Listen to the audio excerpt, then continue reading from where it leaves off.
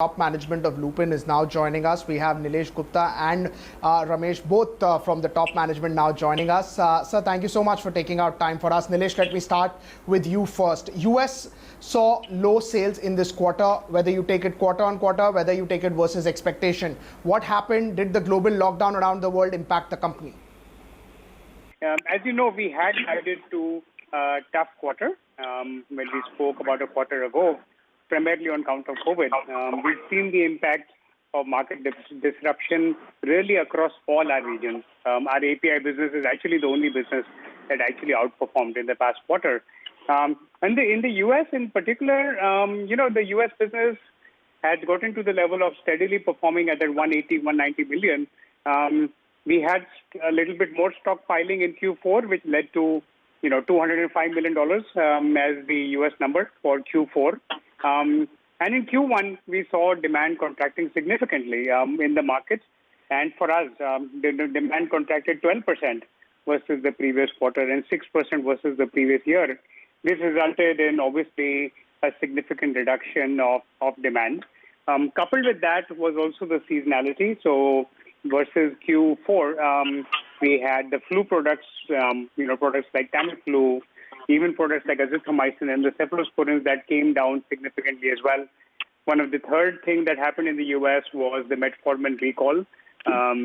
We obviously had no sales of metformin, which otherwise was a very nice number in the quarter as well.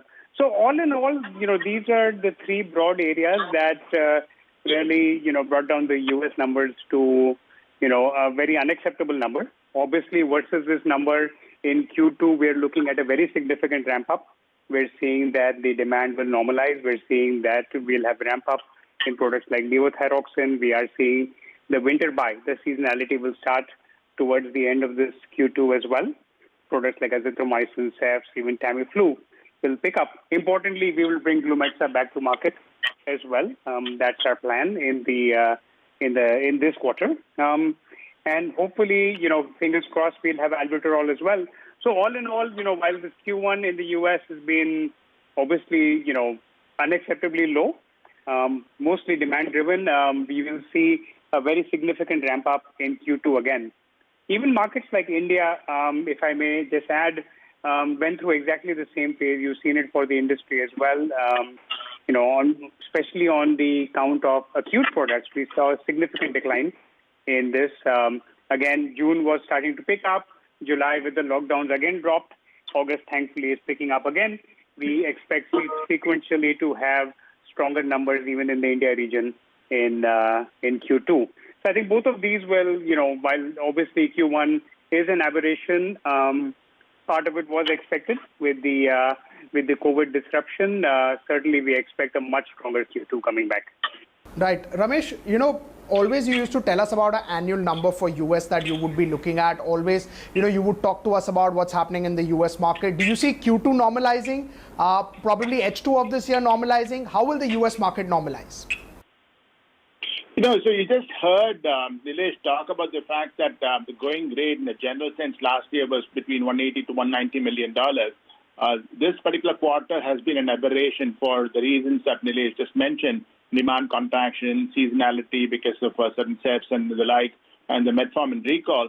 And we would be introducing metformin back in Q2.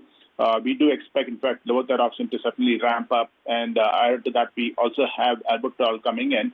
So we do believe that Q2 would bounce back to the same levels as the previous year, 180, 190 million dollars, and that would set the tone for the next two quarters thereafter. So we do expect Q2 to pick up for sure, and the second half to be much better.